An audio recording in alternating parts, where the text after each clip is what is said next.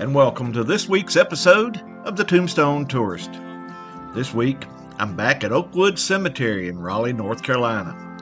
This large 190-acre cemetery was established in 1869 and is located just a short distance from the North Carolina State Capitol in downtown Raleigh.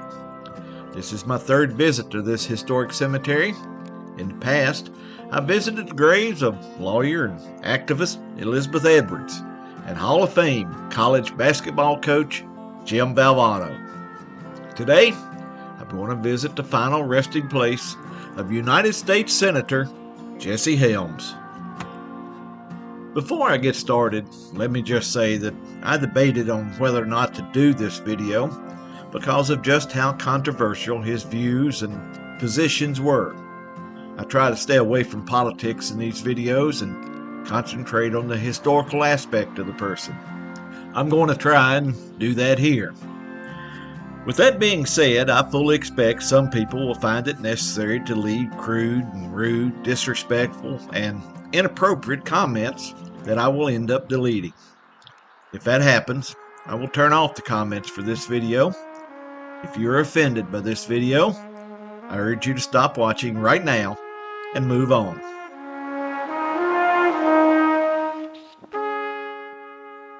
Jesse Alexander Helms Jr. was born on October 18, 1921 in Monroe, North Carolina. He grew up poor during the Great Depression, and each of the family's children worked various jobs around the Monroe area to ensure that the family had enough to eat. 8-year-old Jesse got his first job sweeping floors at a local newspaper, the Monroe Inquirer. It was here that Jesse developed his interest in journalism. And even at a young age, Jesse was outspoken and boisterous. Because of this, his high school senior class voted him most obnoxious. After graduating high school, Jesse enrolled in Wingate Junior College, but left after a year to begin a career in journalism. For the next decade, Jesse worked first as a newspaper reporter and later as a radio reporter. He also served as the assistant city editor for the Raleigh Times. In 1950, Jesse got his first taste of politics when he became the publicity director for Willis Smith, who was running for the United States Senate. Smith won the election and hired Jesse as his administrative assistant. In Washington, Jesse himself was becoming known as a shrewd politician. But when Smith died suddenly in 1953, Jesse decided to leave politics and return to Raleigh to resume his career in journalism.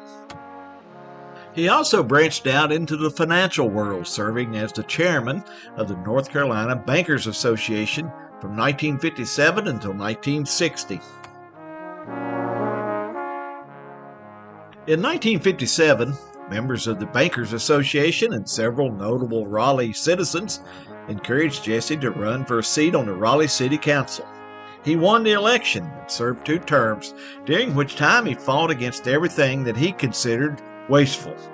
He earned a reputation of being a hard-line and unwavering fiscal conservative, which was unusual since he was elected as a Democrat. While Jesse was unpopular with his fellow council members, his tough conservative stance proved popular with the citizens of Raleigh. But after serving 2 terms on city council, he decided not to run for re-election and joined the Raleigh-based Capital Broadcasting Company, where he served as vice president. His position with the CBC afforded him the opportunity to deliver daily editorials on WRAL-TV's evening news broadcast. These nightly editorials expanded Jesse's popularity, and he soon became a statewide political figure. He held his position with the CBC and continued to deliver his nightly editorials until 1972, when he resigned to run for the United States Senate. Jesse switched parties in 1970 and ran for the Senate as a Republican. His first run at statewide office was successful, and he was sworn in as North Carolina's junior senator on January 3, 1973. From that point on, Senator Jesse Helms would become one of the upper chamber's most conservative and outspoken members.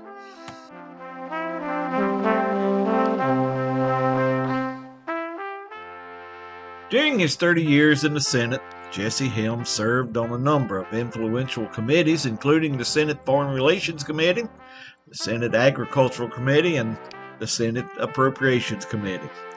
He also became one of the Senate's most controversial members for his position on such hot-button issues as abortion, civil rights, foreign affairs, and a multitude of other social issues. In the late 1990s and early 2000s, Senator Helms began to have a number of health issues, which included cancer and cardiac issues. His health continued to decline. Senator Helms decided not to seek re-election in 2002 and retired from the Senate at the end of his term. He was succeeded by Elizabeth Dole.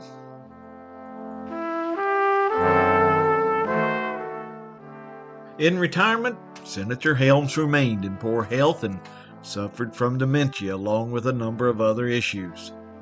Senator Jesse Helms passed away on July 4th, 2008 at a nursing home near his home here in Raleigh, North Carolina. He was 86 years old. As I end this video, let me once again say that I realize that Senator Helms was a polarizing and controversial figure. I once again ask that if you choose to comment, to keep those comments respectful and family friendly. If you can't do that, then be silent and keep your comments to yourself. I'm going to end this visit to North Carolina here at Oakwood Cemetery. I have plans to return to the Raleigh area in March of 2025, and I may be returning to this cemetery during that visit. After all, there is a lot of history here. Now, until next time, please remember, life is a wonderful journey. Be sure to take time and enjoy it. And I'll see you down the road. So long, everybody.